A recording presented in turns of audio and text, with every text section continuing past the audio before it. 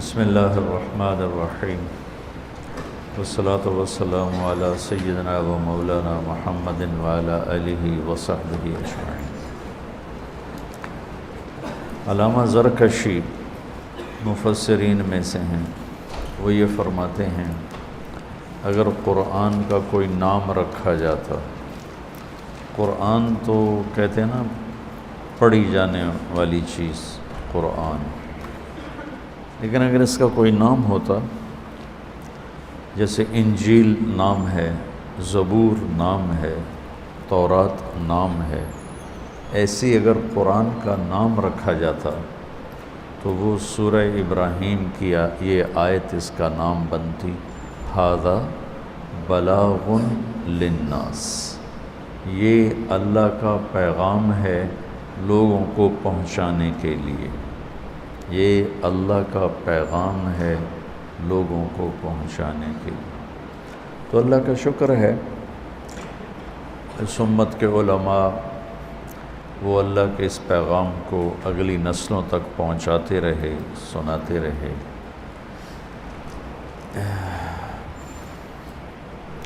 ایک کوتاہی میں پوری امت شریک ہے اور مجرم ہے کہ ہم آخری نبی کی آخری امت تھے، ہمیں اس پیغام کو لے کر پوری دنیا کے پاس جانا تھا اور انہیں سنانا تھا، یہ ہم نے چھوڑ دیا۔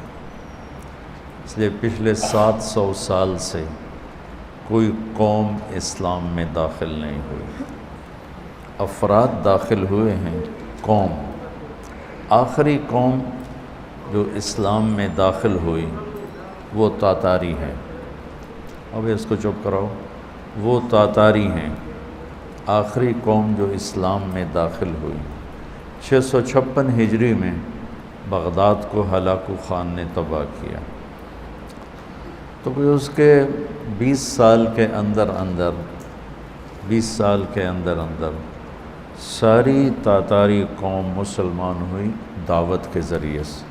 وہ ایک الگ کہانی، ابھی میں وہ نہیں سنانا چاہتا، لیکن اس کے بعد آج تک کوئی قوم پوری کی پوری اسلام میں آئی ہو، کوئی نہیں، کہ اس امت نے پہنچانے کا کام چھوڑ دیا۔ ھذا بلاغ للناس۔ آپس میں تو مدرسے بھی ہیں، خانقاہیں بھی ہیں، درس قرآن بھی ہیں، درس حدیث بھی ہیں، اور قرآن کی تفاسیر بھی ہیں، ہر زبان میں ہیں، خلاصے بھی ہیں، تفصیل بھی ہے، اجمال بھی ہے، بہت کام۔ لیکن یہ دنیا تک جانے والا جو تھا، ھذا بلاغ للمؤمنین، تو نہیں نا، یہ پیغام ہے ایمان والوں کو سنانے کے لیے۔ اللہ کیا فرمان ہے، بلاغ للناس، یہ پیغام ہے لوگوں کو سنانے کے لیے۔ ہم بھی جو ابھی بیٹھے ہوئے ہیں تو آپس میں ایک دوسرے کو سنا رہے ہیں۔ تو خیر بہرحال میرے سر میں درد ہے، میں تمہید مختصر کر کے، کل پہلے پارے میں ایک بڑا اہم مضمون آیا تھا جو عبادت، ایمانیات اور معاشرت سے متعلق ہیں، کہ وَإِذْ أَخَذْنَا مِيثَاقَ بَنِي إِسْرَائِيلَ أَلَّا تَعْبُدُوا إِلَّا اللَّهَ۔ یہ آ گیا ایمان اور عبادات، کہ کسی بھی انسان کی کامیابی یا عزت یا بڑائی کے دو پر ہیں، دو پہلو ہیں۔ ایک یہ ہے کہ اللہ سے جڑ جائے، اور دوسرا ہے اللہ کے بندوں سے جڑ جائے۔ اللہ کے بندوں سے کٹے گا تو ایک پر ہے، پرواز نہیں، اللہ سے کٹے گا ایک پر ہے، پرواز نہیں، دونوں پروں سے اڑے گا تو پرواز ہے۔ اللہ سے جڑے گا بندگی کے ساتھ، بندگی میں دو مطلب ہیں، جو کہا ہے وہ کرے، جس سے روکا ہے چھوڑ دے، تو اللہ سے تعلق نصیب ہو جائے گا۔ اب لوگوں سے تعلق کیسے ہوگا؟ وہ ہوگا اچھے اخلاق کے ساتھ اور صبر کے ساتھ۔ وہ کیا ہیں؟ وَبِالْوَالِدَيْنِ احسان، والدین، ذوی القربیٰ، رشتہ دار، والیتامیٰ، یتیم، والمساکین، اور غریب لوگ۔ ایک ایک رشتے کو اور ایک ایک نسبت کو اللہ نے گنوایا ہے کہ پھر اللہ کہتا ہے یہ ہے دوسرا پہلو کہ میں ماں باپ کے ساتھ اچھا سلوک کروں، میں رشتہ داروں کے ساتھ اچھا سلوک کروں۔ میں ایک بات کہا کرتا ہوں، اس دنیا میں پہلی لڑائی دو سگے بھائیوں میں ہوئی اور یہاں تک پہنچی کہ ایک نے دوسرے کو قتل کر دیا، قابیل نے حابیل کو قتل کرے۔ اس میں ایک اشارہ ہے کہ قریبی رشتہ داروں میں ہمیشہ کھٹ بٹ رہے گی۔ تو دو کردار بنے، ایک قابیل کا ایک حابیل کا۔ تو ہمیں قرآن یہ دعوت دیتا ہے کہ تم ہر دور میں قابیل نہ بننا، حابیل بن جانا، حابیل بن جانا، مظلوم بن جانا، سہ جانا، پی جانا۔ تو مظلوموں کے سردار ہیں امام حسین علی مقام علیہ السلام، کل قیامت کے دن ان کے ساتھ۔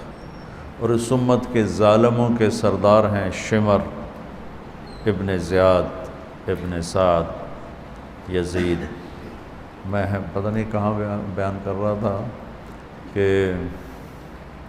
وہاں پرسوں ایک گلخانی میں کہ ہم روتے ہیں حسین کے لیے اور کھڑے ہوئے ہیں یزید کی صف میں، آنسو بہاتے ہیں اہل بیت کے لیے اور ساتھ دیتے ہیں یزیدی طاقتوں کا۔ یہ ہمارا وتیرہ ہے۔ تو رشتہ دار ان سے سلوک اچھا ہو، چاہے وہ برا کریں۔ یتیم اپنے خاندان کا ہو، جس نے 4 یتیموں کی کفالت کی تو آپ نے فرمایا انا ہو فی الجنت کہاتین، جس نے 4 یتیموں کی کفالت کی تو وہ جنت میں ایسے ہوگا جیسے یہ 2 انگلیاں، اس طرح۔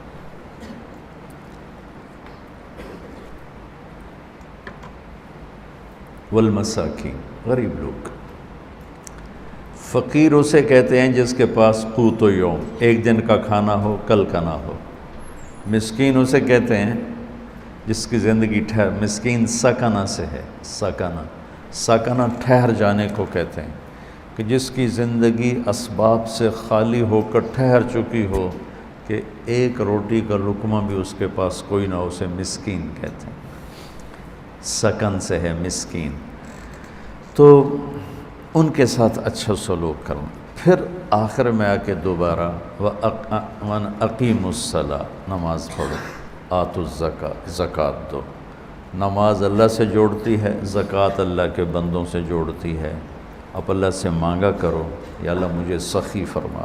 حضرت عمر کی دعا ہے اللہم انی شدید فلینی وبخیل فسخنی، یا اللہ میں سخت ہوں مجھے نرم فرما، میں بخیل ہوں مجھے سخی فرما۔ اس کے بعد ایک اور آیت ہے جو بیان کرنے کی ہے، وہ ہے اللہ نے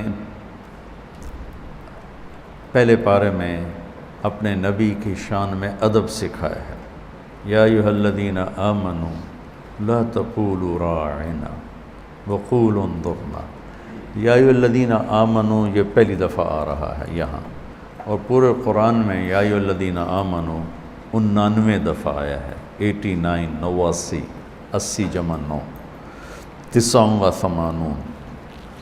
اور ایک یا ایھا النبی اذا طلقتم النساء، اس کو قائم مقام یا ایھا الذین آمنوا کے قرار دیتے ہیں مفسرین، تو اس طرح اس کو 90 کہتے ہیں۔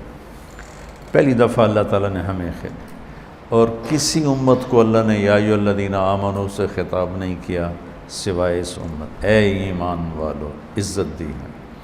یا ایھا الذین ہادوا، اے یہودیوں، یا اہل الکتاب، اے عیسائیوں، کتاب والو، اے کتاب والو، ایمان کی گواہی نہیں، اے کتاب والو، عیسائی، یہودی اور جتنوں پر کتاب آئی۔ اور اللہ ہمارے بارے میں کہتا ہے یا اہل الکتاب، یا اہل القرآن نہیں، ہمیں کہتا ہے یا ایھا الذین آمنوا، اے ایمان والو۔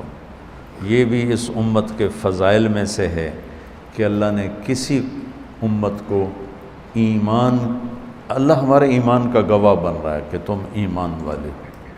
کیا کرو؟ لا تقولوا راعنا، عبرانی زبان میں راعنا گالی تھے، گالی. تو یہود اگر آپ کو کہتے راعنا گالی، اور راعینا راعینا ہمارا چرواہا. تو اللہ تعالیٰ نے ہمیں اپنے نبی کا ادب سکھایا کہ ایمان کی تکمیل ادب رسول کے ساتھ، تکمیل ایمان کا تعلق تکمیل ادب کے ساتھ، کہ گستاخی انسان کو ایمان سے خارج کر دیتی. لیکن کون سی چیز گستاخی ہے، کون سی چیز گستاخی نہیں ہے، یہ اہل علم، اہل فتویٰ، خطیب نہیں. خطیبوں کو تو تقریر کے سوا آتا جاتا کچھ نہیں. بہت کم ایسے خطیب ہوتے ہیں جو علم میں بھی راسخ ہوتے ہیں، ورنہ پاکستان میں تو جو تقریر کر لے وہی خطیب بن جاتا ہے، وہی علامہ بن جاتا ہے. تو اللہ نے ہمیں ادب سکھایا ہے کہ ہم اللہ کے نبی کی حیاً و میتا، آپ دنیا سے چلے گئے تو بھی آپ کی عزت، مقام، مرتبہ ایسا ہی ہے جیسے آپ دنیا میں موجود ہیں. اور اللہ تبارک و تعالیٰ نے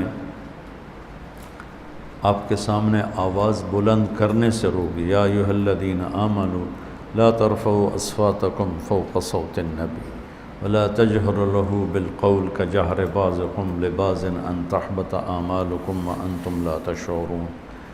ایسا مقام ادب ہے کہ اللہ نے کہا اگر میرے نبی کے سامنے اونچا بولو گے نا تو تمہارے عمل رد کر دوں گا. سبحان اللہ، تمہارے عمل رد کر دوں گا. تو اس کے بعد ابوبکر صدیق کتنا آہستہ بولتے کہ اللہ کے نبی کو کان قریب کر کے سننا پڑتا.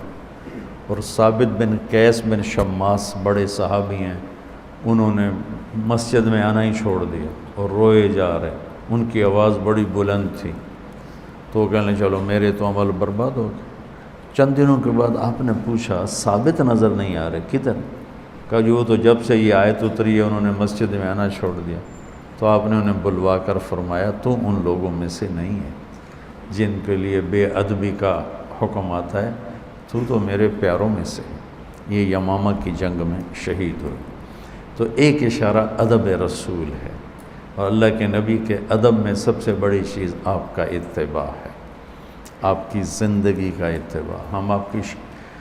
ہم آپ کی عادات اور آپ کے پسند کو اپنی پسند بنائیں تو یہ سب سے بڑا ادب ہے. اور میرے نبی کی زندگی میں جو سب سے نمایاں چیز ہے وہ ہے صبر اور معاف کرنا اور برداشت کرنا. بچو اپنے نبی کی زندگی میں سے یہ ایک جوہر لے لو. جو سن رہے ہیں انہیں بھی کہہ رہا ہوں کہ معاف کرنا سیکھو، جھک جانا سیکھو، درگزر کرنا سیکھو.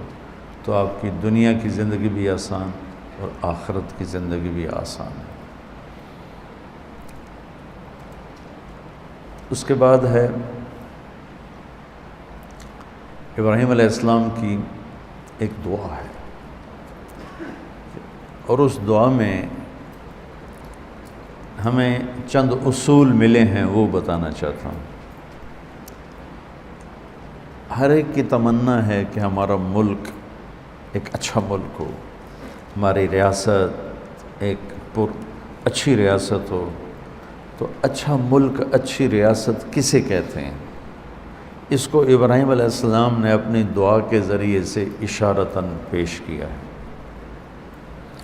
جب مکے کی بنیاد رکھی تو ابراہیم علیہ السلام نے پہلی دعا کی وَإِذْ قَالَ إِبْرَاهِيمُ رَبِّ اجْعَلْ هَذَا الْبَلَدَ آمِنًا. یا اللہ اس شہر کو امن والا بنا دے. ایک دعا. وَارْزُقْهُم مِّنَ الثَّمَرَاتِ. یا اللہ ان کو روٹی کھلا، نہیں ان کو پھل کھلا. روٹی نہیں مانگی، پھل فروٹ مانگا. ٹھیک، میں بعد میں وضاحت کرتا ہوں. تیسرا کیا مانگا؟ ربنا وابعث فیہم رسولا منہم یتلو علیہم آیاتک ویعلمہم الکتاب ویزکیہم. ان میں کوئی راہبر بھیج، رسول بھیج جو انہیں تیرا کلام سمجھائے اور تیری کتاب سکھائے اور تیری اور حکمت سکھائے اور انہیں اچھا انسان بنائے، یزکیہم، اچھا انسان بنائے۔ کسی بھی فلاحی ملک کے لیے یہ 3 بنیادیں ہیں۔ پہلی کیا ہے کہ وہ پرامن ہو، وہ ملک پرامن ہو، کہ امن کے بغیر کوئی منصوب، پاکستان سے لوگ پیسہ نکال کے کیوں چلے گئے؟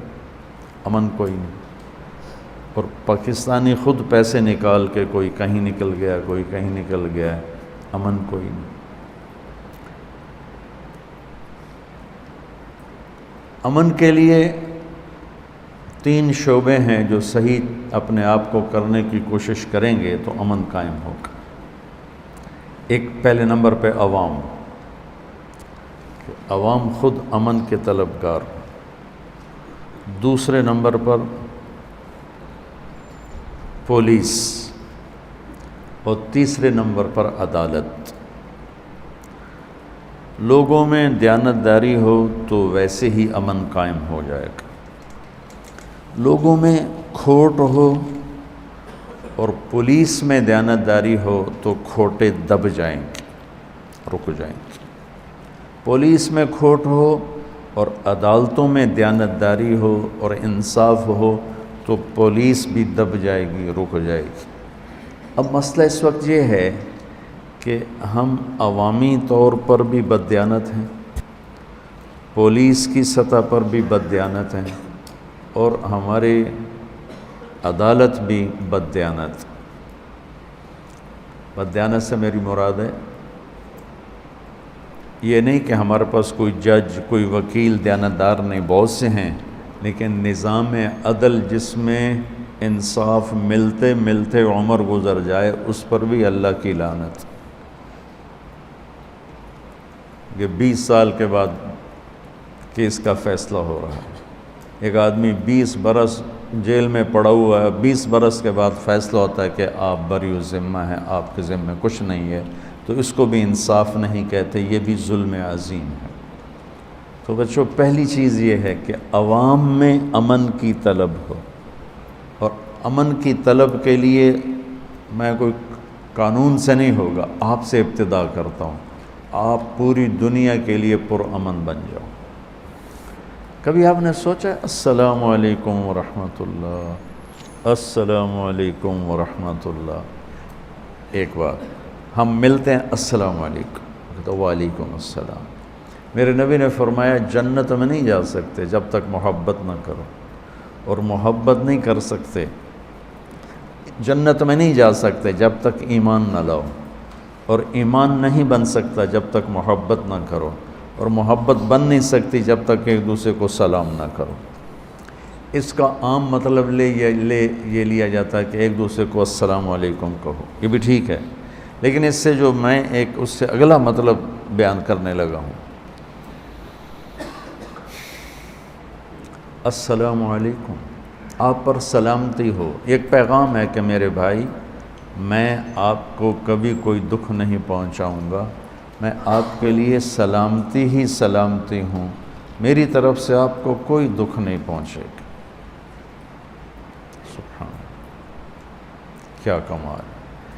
السلام علیکم، ادھر جتنے نمازی ہیں بھائی تم سب کو میری طرف سے سلام ہو، میں تمہارے لیے سلامتی ہوں، کوئی دکھ نہیں پہنچاؤں گا۔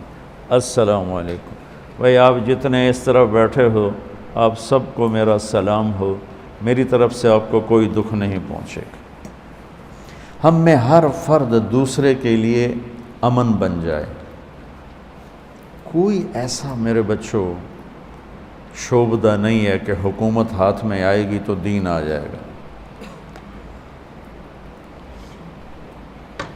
دین ایک صفت ہے جو سیکھنے سے حاصل ہوتی۔ دیکھو نا، میں ابھی اعلان کروں کہ تم سب کل تک سب بخاری کے حافظ بن جاؤ، جو نہیں بنے گا اس کا سر کاٹ دوں گا، بن سکو گے؟ نہیں۔ میں اعلان کروں کل تک سارے بخاری شریف کے حافظ بن جاؤ تو ایک ایک کو 10-10 کروڑ انعام دوں گا، بن جاؤ گے؟ نہیں۔ میں تمہارے پاؤں پکڑ لوں، تم میرے شاگرد ہو، میرے بچے ہو، کل تک مجھے بخاری کا حافظ بن کے دکھا دو، میری منتوں سے تم بن جاؤ گے۔ کوئی ادھر مشین ہے بھائی ادھر سے ڈالوں تمہیں غیر حافظ اور ادھر سے نکالوں حافظ، کوئی ہے ایسی مشین ہے؟ کوئی نہیں۔ تو دین شعبدے بازی کا نام نہیں۔ ایک جو ہمارے ملک میں اللہ رسول کا اتنا تعارف نہیں ہے جتنا ولیوں کا تعارف ہے۔ ولیوں کا تعارف کرنا، ان کی زندگی پڑھنا ہمارے ایمان کا حصہ ہے، لیکن ہم ہندی معاشرت سے متاثر ہیں۔ ہم نے ولیوں کو بھی اللہ کے قریب پہنچا دیا اور جھوٹی سچا جو کچھ چاہا لکھ دیا۔ اس امت نے دین کو بچایا ہے سند کے ساتھ، یہ تھوڑا ہے کہ جو مرضی لکھا ہوا آمین۔ شیخ عبد القادر جیلانی رحمۃ اللہ تبارک و تعالیٰ علیہ پیران پیر ہیں، اس میں کوئی دوسری رائے ہے ہی نہیں کہ وہ ولایت کے مقام میں سب سے اوپر ہیں، اللہ نے ان کو یہ مقام دیا ہے۔ لیکن ان کے بارے میں جھوٹی باتیں، سلام پھیرتے تھے جب ادھر منہ کرتے تھے تو ادھر والے علماء بن جاتے تھے، اور ادھر منہ پھیرتے تھے تو ادھر والے حافظ بن جاتے تھے، اور وہ ان پڑھ کہتے ہیں سبحان اللہ۔ ارے بھائی ایسا نہیں، میرے نبی سے بڑی نظر ہے جیلانی کی، قطب سبحانی، پیران پیر، جتنے ٹائٹل دو تھوڑے ہیں، لیکن میرے نبی کے سامنے تو وہ ایک تنکے کی حیثیت نہیں رکھتے ہیں۔ ساری ولایت تو بہت چھوٹی چیز ہے، سارے انبیاء اکٹھے ہو جائیں تو میرے نبی کے سامنے کیا ہے؟ کچھ بھی نہیں۔ تو میرے نبی سلام پھیرتے تو عالم بنا دیتے، ادھر سلام پھیرتے تو حافظ بنا دیتے، آپ نے تو کیا نہیں تو یہ پیران پیر کیسے کر دیا؟ یہ اس قسم کے جھوٹے قصوں نے وہ دین کا حلیہ بگاڑ دیا، دین کی شکل بگاڑ دی۔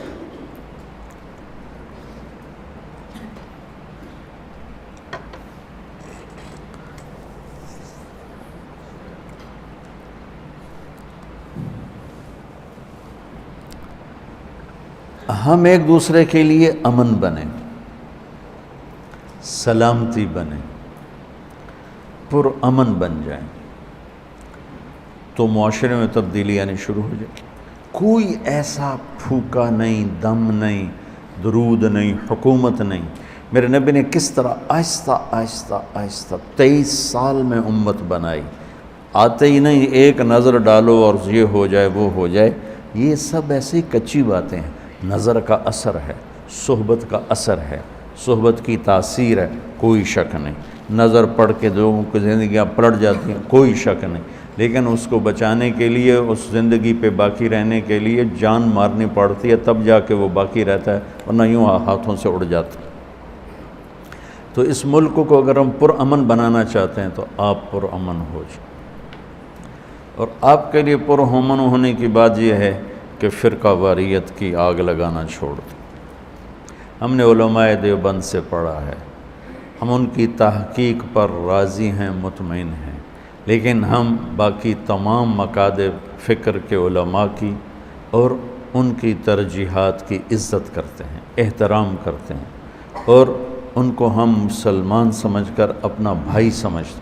وہ ہمیں کافر کہیں تو ہم انہیں معذور سمجھتے، وہ ہمیں گستاخ رسول کہیں تو ہم انہیں معذور سمجھتے، وہ ہمارے سلام کا جواب بھی نہیں دیتے، ہم انہیں معذور سمجھتے ہیں کہ ان کو ہمارے بارے میں غلط فہمی ہے۔ اس غلط فہمی کو ہم ضد کے ساتھ دور نہیں کریں گے، محبت کے ساتھ دور کریں گے۔ گالی کا جواب گالی نہیں ہوتا۔ مولانا اسعد بن حسین احمد مدنی، ٹھیک ہے، سمجھ میں آ گیا نام؟ 1972 میں پاکستان آئے۔ میں رائمنڈ سے پہلے تو لمبے پڑھتا رہا جو اب ہمارے پاس ہے مدرسہ۔ وہ ملتان آئے تو ہم سارے گئے ان کا بیان سننے۔ 70 کی دہائی خطابت کا سورج چمک رہا تھا، اب تو خطیب ہی کوئی نہیں رہے، خطابت مجمع لگ جاتے تھے، تو سارے خطیب سامنے بیٹھے تھے، پہلی رو میں سب بڑے بڑے خطیب، ہماری زبان میں کہتے ہیں ٹھکن خطیب، بڑا ٹھکن ذمہ دار ہے، بڑا ٹھکن پہلوان، سارے ضیاء القاسمی، عبد المجید ندیم اور عبد الشکور دین پوری، لقمان علی پوری، اور سارے۔ تو سنو، مجھے دیکھو، انہوں نے یوں انگلی کہا جتنا تم لوگوں نے ہمیں نقصان پہنچایا ہے اتنا غیروں نے بھی نہیں پہنچایا۔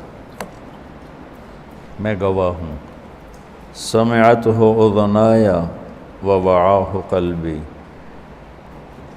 میرے کانوں نے سنا، میری آنکھوں نے دیکھا، میرے دل نے اس کو محفوظ کیا۔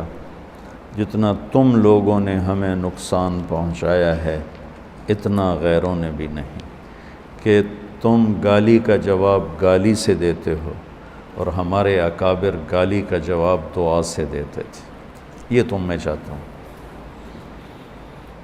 ہم اس ملک میں پرامن بن جائیں، غیبت چھوڑ دیں، جھوٹ چھوڑ دیں، بددیانتی چھوڑ دیں، تاجر ہیں ملاوٹ چھوڑ دیں، کھوٹ چھوڑ دیں، افسر ہیں رشوت چھوڑ دیں، حکومت کو لوٹنا چھوڑ دیں، لوگوں کو لوٹنا چھوڑ دیں، مزدور ہیں اپنی مزدوری میں ڈنڈی نہ ماریں، مستری ہیں وہ مستری ہی کیا جو ایک دن کا کام ایک مہینے میں نہ کرے، یہ ان مستریوں میں مشہور ہے۔ تو مستری وہ جڑا ایک دن دا کام ایک مہینے چ کرے۔ تو جس شعبے سے متعلق ہیں سچائی، دیانتداری، انصاف، اس کو لے آئیں۔ تو ہم اپنی ذات سے شروع کریں، ملک پرامن ہوگا تو آگے نظام چلے گا۔ جب ہم پرامن ہوں گے تو 1/3 معاملہ نہیں بلکہ 1/2 معاملہ حل ہو جائے، چونکہ اب تو پولیس کو غلط راستوں پہ عوام چلاتے ہیں، جھوٹے مقدمے درج کراتے ہیں، جھوٹے پرچے کرواتے ہیں، قتل کے مقدمے میں بے گناہوں کے نام لکھ دیتے ہیں۔ تو ہم پولیس والا کوئی سن رہا ہے تو غلط FIR کاٹنا چھوڑ دے، کوئی وکیل سن رہا ہے تو وہ غلط مقدمے لینا چھوڑ دے، کوئی جج سن رہا ہے تو اپنے قلم کو بیچے نہیں، ان قریب اس کے قلم کی قیمت اللہ لگائے گا کہ ایک دن کا عدل 60 سال کی عبادت کے برابر ہے۔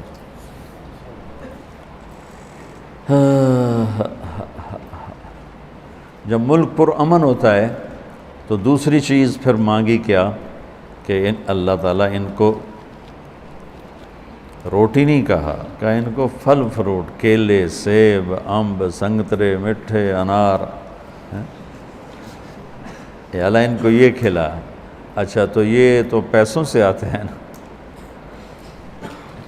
تو اس سے میں یہ بات بیان کر رہا ہوں کہ دوسری بات مانگی کہ یا اللہ ان کی معیشت مضبوط ہو، یہ سکھی ہوں، خوشحال ہوں، اکانومی ٹھیک ہو۔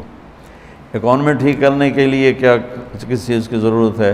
ہمارے تاجر دیانتدار ہو جائیں۔ ایک جگہ کچھ لوگ بیٹھے تھے کہ ساری ٹیکسٹائل انڈسٹری تباہ ہو، تو ایک نے کہا اس میں حکومت کا جرم تھوڑا ہے اور ہماری بددیانتی کا جرم زیادہ ہے۔ ہمارے تاجر دیانتدار بن جائیں، وہ بینکوں کو دھوکہ دیتے ہیں، وہ اوور اسیس کر کے اپنی چیزوں کے بدلے میں قرضے لیتے ہیں، پھر وہ پیسے پہلے سے ہی غائب کر دیتے ہیں، اور اس طرح ایک بددیانتی کا سلسلہ چلتا ہے۔ ذمہ دار جابر ہیں، غریب کو مزدوری نہیں دیتے، تاجر بددیانت ہیں۔ تو ہمارے تاجر دیانتدار ہو جائیں اور ذمہ دار رحم دل، نرم دل ہو جائیں، اور مزدور محنتی ہو جائیں، تو ہماری اکانومی ٹھیک ہو جائے۔ یہ قرضے لے لے کر چلنا یہ تو اپنے آپ کو تباہ کرنے والی بات ہے۔ معیشت کے درست ہونے، جتنے یہودی ہیں آپس میں سودی قرضے نہیں لیتے، ان کے اپنے بینک ہیں، وہ سود پہ قرضہ نہیں دیتے۔ تو ہمارا تاجر اپنے بازار میں سچائی لے آئے، دیانتداری لے آئے، اور سود کو نکال دیں اور جھوٹ کو نکال دیں، تو ملک کی معیشت بحال ہو جائے گی۔ جب تک سود باقی ہے، جھوٹ باقی ہے، اور ایک اور چیز ادھار، ہمارا سارا کاروبار ادھار پہ چلا گیا ہے، تو وہ اتنا خوفناک ہو گیا ہے کہ ادھار لیتے ہیں، ادھار دیتے ہیں، تو چیزوں کی اصلی قیمتیں چھپ کے رہ گئیں۔ تو معیشت کو مضبوط بنانے کے لیے دیانتداری، سچائی، سود سے پاک، سٹے سے پاک، جوئے سے پاک، اور ادھار سے پاک جب کاروبار ہوگا تو معیشت مضبوط ہو جائے گی۔ اور زمینداروں میں محنت کوئی نہیں، زمینیں ٹھیکے پہ دے دیتے ہیں اور خود بیٹھ کے حقے پیتے رہتے ہیں، تاش کھیلتے رہتے ہیں۔ مجھے یاد ہے ہمارے بزرگ، ہم چھوٹے چھوٹے تھے، صبح گرمیوں میں 7 بجے نوکروں کا کام تھا منجیاں پا دیو بھائی، حقے لا دیو، پانی دا ترکا کرو، بجلی نہیں ہوتی تھی نا، پانی کا چھڑکاؤ، اور لسیوں کے جگ اور مٹکے ٹھنڈے پانی کے رکھ دو۔ اور اس کے بعد ہمارے بزرگ آتے اور 7 بجے 7:30 تاش کی بازی شروع ہوتی اور 12 بجے تک تاش ہی چل رہی۔ 12 بجے جا کے روٹیاں کھاتے، روٹی کھا کے کوئی تھوڑی دیر وہاں لیٹتے، 2 بجے آ کر پھر تاش کی بازی چلتی اور مغرب کی نماز تک چلتی۔ ان زراعت مٹی تے سوا کرنی سے، تو جہاں ذمہ دار ایسے ہوں وہاں معیشت کہاں سے ابھرے گی؟ محنت کے بغیر اللہ دیتا نہیں۔ تو تمہارا اس معاشرے میں کردار کیا ہونا چاہیے معیشت کو مضبوط بنانے کے لیے؟ کہ تم لوگوں کو سود کے بغیر معیشت سمجھاؤ، سچ بولنے پر معیشت کے نفع سمجھاؤ، دیانتداری پر معیشت کے نفع سمجھاؤ۔ تو ملک کے عزت کے ساتھ چلنے کے لیے ضروری ہے کہ وہ خوشحال ہو۔ خوشحالی کے لیے قرضہ نہیں، 2 کاموں کو ٹھیک کرنا پڑے گا، ایک زراعت کو، ایک تجارت کو، دونوں میں سچائی اور دیانتداری کو لانا ہوگا۔ مزدور کو مزدوری پسینہ خشک ہونے سے پہلے دینی ہوگی۔ تیسری بات کیا مانگی ابراہیم علیہ السلام نے؟ کہ یا اللہ ان کی تربیت کے لیے بھی کسی کو بھیج۔ تو نظام تعلیم، میں اسکولوں کے نظام تعلیم کو روتا رہتا ہوں، لیکن ہمارے تو مدرسوں کا نظام تعلیم بھی ایسا ہے کہ اس سے نکل کر جو بچہ باہر آتا ہے، اللہ کی قسم اس بچے کی قربانی میں کبھی شک نہیں کرتا، بلکہ اس کو دونوں ہاتھوں سے سلام کرتا ہوں کہ اس نے 11 سال اپنی زندگی ایک 4 دیواری میں دے دی، لیکن جب وہ نکلتا تو ایک منفی ذہن لے کر نکلتا ہے، نہ اسے قرآن کے ساتھ مناسبت ہوتی ہے، نہ حدیث کے ساتھ مناسبت ہوتی ہے، نہ اسے شریعت پر گہری نظر ہوتی ہے، وہ صرف چند فقہی مسائل جانتا ہے۔ تو کہا یا اللہ ایک نبی بھیج جو ان کے اخلاق بھی بنائے، جو ان کو تزکیہ بھی سکھائے، ان کا تزکیہ بھی کرے، ان کو کتاب بھی سکھائے۔ تو آپ علماء انبیاء کے وارث بننے والے ہو، آپ امت میں جاؤ تو ان کو فرقہ واریت میں نہ پھنساؤ، انہیں ان کو دین سمجھاؤ، انہیں دین کی طرف لے کر آؤ۔ ایک پرانی بات ہے، ایک پروفیسر رائمنڈ آیا اور چلنا شروع کیا، پھر مجھے ملے، کہنے لگے میں رائمنڈ آیا اور 1 ہفتہ میں چپکے سے رہا، تشکیل نہیں کرائی، اور ہر مجلس کو میں نے اٹینڈ کیا کہ کسی مجلس میں مجھے کوئی فرقہ واریت کی بات ملے، لیکن 7 دن میں ایک مجلس میں بھی کسی فرقے کے خلاف جب میں نے بات نہیں سنی تو پھر میں نے چلہ لگایا۔ میں نے کہا تم تو 7 دن کہہ رہے ہو، میں نے 7 سال رائمنڈ میں پڑھا، میں اپنے استادوں کو جو مر گئے ان کے لیے دعا گو ہوں، اللہ ان کے درجے بلند کرے، جو زندہ ہیں میں ان کے پاؤں چومتا ہوں، کہ میں قسم اٹھا کے کہتا ہوں 7 سال میں ہمارے استادوں نے کبھی بھی بریلوی کے خلاف، شیعہ کے خلاف، وہابی کے خلاف، غیر مقلد کے خلاف ایک لفظ نہیں بولا، ایک لفظ۔ انہوں نے ہمارے ذہنوں کی تختی صاف کی اور اس میں کوئی منفی چیز لکھنے نہیں دی۔ یہی میں تم میں چاہتا ہوں کہ اللہ کرے تم میں سے زہریلے نہ بنو، دیوبندیت تمہارے بنیان کی طرح ہو اور امت پناہ تمہارے کرتے کی طرح، کہ سب کو سینے سے لگے۔ میں یہ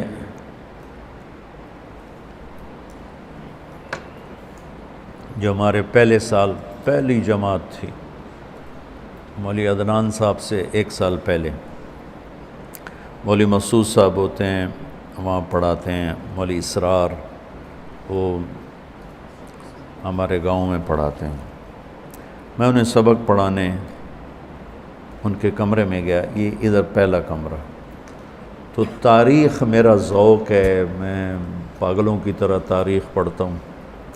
تو ایک کتاب ریک میں لگی ہوئی تھی اور تھوڑا سا باہر تھی ایسے، تو میری نظر پڑی فتوحات، تو میں نے کہا شاید یہ کسی فاتح کی کتاب ہے تاریخی، تو میں نے جلدی سے نکالی، تو میں نے دیکھا لکھا تھا فتوحات صفدر۔ تو نیچے میں نے پڑھا نہیں، تو میرے جی میں آیا کہ صفدر تو کوئی فاتح نہیں گزرا، کیونکہ دنیا کے جتنے بڑے فاتح ہیں اللہ کا فضل ہے، مجھے ان کے نام یاد ہیں۔ ان کی چنگیز خان کی بیوی کا نام برتائی بیگم تھا، ہلاکو خان کی بیوی کا نام دوقوزہ تھا، اور ہلاکو کے بڑے بیٹے کا نام تھا جوجی، وہ حرام کا تھا لیکن اس نے اس کو سلطنت میں حصہ دیا، اور چھوٹے کا نام تھا اغدائی، اور اس سے چھوٹا تھا چغتائی، اس سے چھوٹا تھا طولوئی، اور جوجی کا بیٹا تھا اباکا، اور اباکا کا بیٹا تھا برکا۔ مجھے یوں ان کے نام یاد۔ تو اب میں کوئی مطالعہ کر کے تھوڑا ہی آیا ہوں، میں نے کہا صفدر کون سا فاتح ہے، نام فتوحات صفدر۔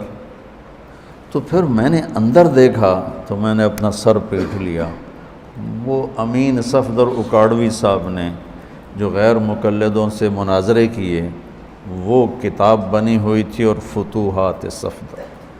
اگر سبحان اللہ، واہ واہ، کیا علم ہے کہ مسلمانوں سے لڑائی کو فتوحات۔ بھلا مناظرے کرنا بھی کوئی دین کا کام؟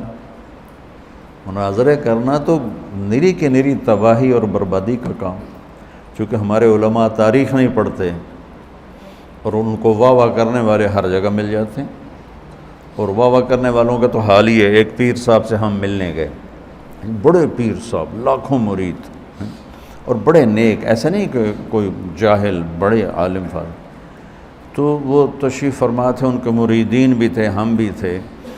تو اب وہ کچھ کہنے لگے، تو واللہ میں آپ کو صحیح بتا رہا ہوں، میں آنکھوں سے دیکھا، کانوں سے سنا۔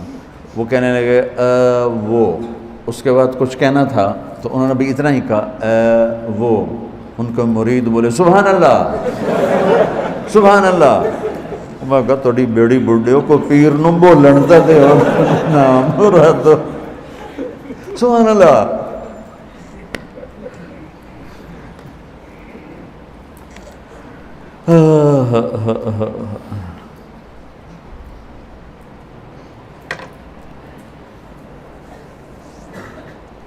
تو کسی ملک کی جو ایک فلاحی شکل ہے وہ ان تین چیزوں سے بنتی ہے: امن ہو، معیشت ہو، اور تربیت ہو۔ ہمارے جو دینی مدارس ہیں ان میں بھی تربیت کوئی نہیں رہی، اور اسکول کالج تو کاروباری ادارے ہیں، وہ کوئی تربیتی ادارے کوئی نہیں ہیں۔ اور والدین ایسے پاگل ہیں کہ اپنی اولاد کو پڑھائی پڑھائی پڑھائی پڑھائی پڑھائی، اور اس پوزیشن لو۔ بچے نفسیاتی مریض ہو، کئی بچے خودکشی کرنے کے اخباروں میں آتے ہیں کہ وہ ٹیسٹ کلیئر نہیں کر سکا، اس نے اپنے آپ کو مار لیا، کہ ماں باپ کا اتنا اندھا دھند پریشر ہوتا۔ رزق بیٹا پڑھائیوں پر نہیں ہے، ماتھے پر ہے۔ اور دن رات کے واقعے، دنیا دیکھیے، ان پڑھ لوگ کروڑوں اربوں روپے کے کاروبار کر رہے ہیں، اور بڑے بڑی ڈگریوں والے ان کی نوکریاں کر رہے ہیں۔ تو والدین سے کہتا ہوں کہ اپنے بچوں کو ٹائم دو، اگر اپنے بچے کو اچھا انسان بنانا چاہتے ہو، پہلے 10 سال ان کو دے دو، باقی ساری زندگی وہ تمہیں دے دیں گے۔ تو یہ چند باتیں اور بھی ہیں، لیکن آج میرا سر ساتھ نہیں دے رہا، تو آج اسی پہ اکتفا کرتے ہیں کہ ابراہیم علیہ السلام نے ایک خاکہ پیش کیا ہے کہ اچھا ملک کسے کہتے ہیں: امن ہو، اکانومی ہو، علم ہو، تربیت۔ اللہم لک الحمد کما انت اہلہ، فصلی علی محمد کما انت اہلہ، وفعل بنا ما انت اہلہ، انک اہل التقوی و اہل المغفرہ۔ یا اللہ، یہ ہمارے درس کا سلسلہ ہمت دے، یا اللہ، سر درد رکاوٹ بن رہا ہے، اے اللہ میرے سر درد کو دور فرما اور اسے پورا کرنے کی توفیق عطا فرما۔ ہمارے ان بچوں کو اور جو بھی سن رہے ہیں، جو ہمارے مدارس میں سن رہے ہیں یا باہر سن رہے ہیں، ان سب کو رمضان کی برکت نصیب فرما، پوری امت کو نصیب فرما، پوری امت کو رمضان کی قدردانی نصیب فرما۔ اس رمضان کو امت کی ہدایت کا، عزت کا، بلندی کا ذریعہ وسیلہ بنا۔